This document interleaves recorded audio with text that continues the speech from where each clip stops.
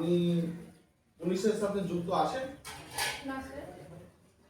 আপনি যে হিলসার রুট দিলেন আপনি জানেন? স্যার আমি একজন এনসিসি ক্যাডেট, তো সেখানেই আমাদের শেখানো হয়েছে যে কোনো স্যারকে স্যারকে বডি তুলছে, বডি তুলবে না, হাত টাইট থাকবে। হ্যাঁ বলুন। স্যার আমি একজন এনসিসি ক্যাডেট, তো আমাদের এনসিসিতে শেখানো হয়েছে যে কোনো স্যারকে স্যালুট দিয়ে সম্মান জানানো।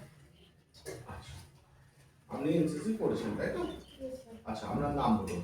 সুপ্রিতা ঘোষ। সুপ্রিতা ঘোষ।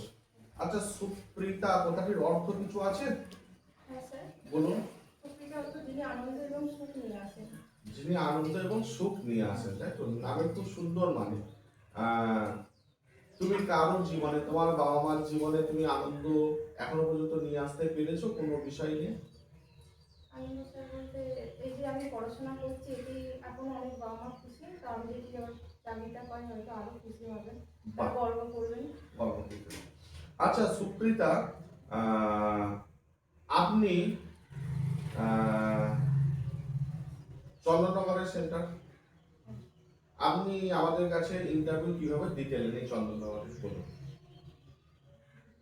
কিভাবে এসেছেন? স্যার আমি ফার্স্ট ট্রেনে এসেছি, তারপর না, প্রথম বাড়ি থেকে? বাড়ি থেকে সাইকেলে করে আমি স্টেশনে এসেছি, তারপর ট্রেনে করে কুচবিহার স্টেশনে নেবে আমি টোটো করে এই সেন্টারে এসেছি। এই সেন্টারে এসেছেন এবং বর্তমানে আমি আপনাদের সামনে উপস্থিত হয়েছি। এখানে ক্লোজ হবে, ক্লিয়ার? আচ্ছা, আপনার প্রিয় বিষয় কি? মানে যেটা স্যার হবি বল না, সাবজেক্ট। আবার হাত লুজ হচ্ছে কেন? আপনার প্রিয় বিষয় কি?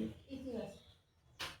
আমার হচ্ছে হাত টেনে ধরেছে, মানে এরকম এটা মোড়, এগুলো মোড়, আঙুলগুলো মুড়ে দে, এটা এটা এই যে হ্যাঁ এইরকম, ঠিক আছে? ওকে, আমার মনে হচ্ছে ওটাকে সাপোর্ট পাচ্ছে, এটাকে ঠিক আছে। হ্যাঁ, এইটি ধরে রাখতে পারো, কোনো অসুবিধা নেই, কিন্তু মনে হচ্ছে যেন তুমি সাপোর্ট দিয়ে হাতটাকে ধরে রাখছো। এটা থাকলে অসুবিধা হচ্ছে, হাতে মুঠো করতে অসুবিধা। হ্যাঁ, এইটি ঠিক আছে। আপনার কোন সাবজেক্ট ভালো লাগে? তেমন বলতে ইতিহাসটাই পড়তে খুব ভালো লাগে। ইতিহাসটা পড়তে ভালো লাগে, মানে এতেও অনীহা আছে, কি বলেন? না ঠিকঠাক ইতিহাস? আচ্ছা, আপনি তো দশমী পরীক্ষা পাস করেছেন, আপনাদের 4টে বিষয় ছিল। 4টে বিষয়ের মধ্যে আপনার মনে হয় কোন বিষয়টাতে আপনি সবচেয়ে বেশি নম্বর পেয়েছেন? রিজনিং। অঙ্ক আপনি কেমন করেন? অঙ্ক স্যার খুব একটা ভালো না, তো মোটামুটি রিজনিং এর থেকে একটু কম আছে। রিজনিং এর চেয়ে একটু কম আছে। লাভ ক্ষতি চ্যাপ্টারটি আপনার কেমন লাগে? মোটামুটি লাগে। আচ্ছা, পরপর কোন একটি দ্রব্যের দাম পরপর দুবার বৃদ্ধি পেল, এটাকে আমরা কিভাবে ক্যালকুলেশন করব? বুঝিয়ে বলতে পারবেন? হ্যাঁ স্যার বলতে বলুন। পারবো। পরপর দুবার হলে স্যার প্রথমে আপনি ধরে নিন 100,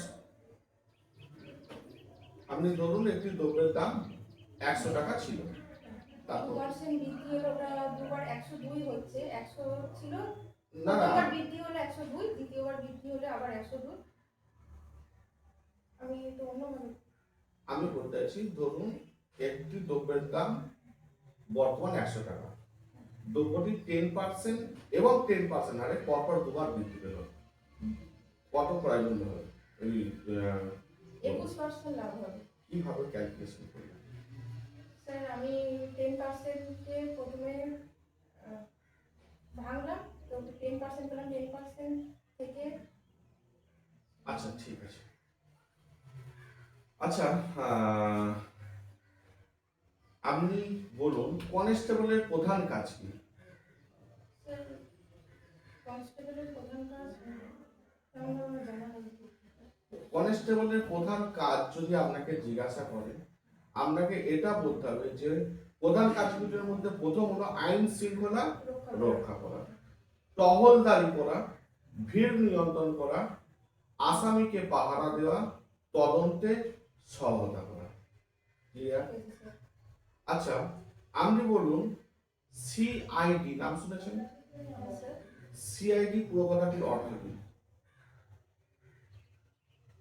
আপনি কিন্তু আস্তে আস্তে আবার হাত ঢিলা হয়ে যাচ্ছে, অভ্যাস, ব্যাড অভ্যাস। বলুন সিআইডি। স্যার এটা কি ফুল ফর্ম জিজ্ঞেস করছেন? হ্যাঁ হ্যাঁ, ফুল ফর্ম বলুন। স্যার এটা জানা নেই। Crime, I for investigation, D for department. তাহলে ক্রাইম ইনভেস্টিগেশন ডিপার্টমেন্ট। ক্লিয়ার? আচ্ছা, আপনি কি ঘুষ নেবেন? না স্যার। যদি বড় অঙ্কের ঘুষ দেন কেউ, না স্যার।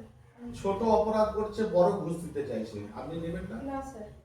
নেবেন না? নিতে চাই না। বা কারো মারফত অন্য, না না না আপনি নিজে হয়তো নিতে চাইছেন না, আপনি তাকে বললেন যে আমার সহকর্মীকে দিন, উনি নেবেন। না স্যার। আপনি জানেন ওই সহকর্মী আপনার ঘুষ নেয়। না স্যার। আমি ধরুন কোনো না- অন্যায়কে চাপা দিতে চাই না, যে অন্যায় করেছে সে শাস্তি পাবে এটাই আমি চাই।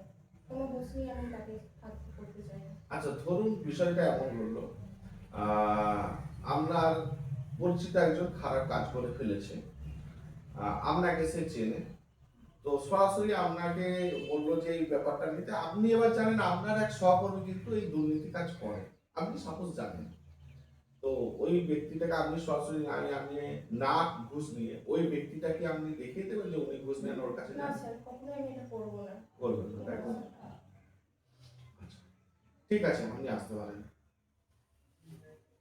ধন্যবাদ স্যার।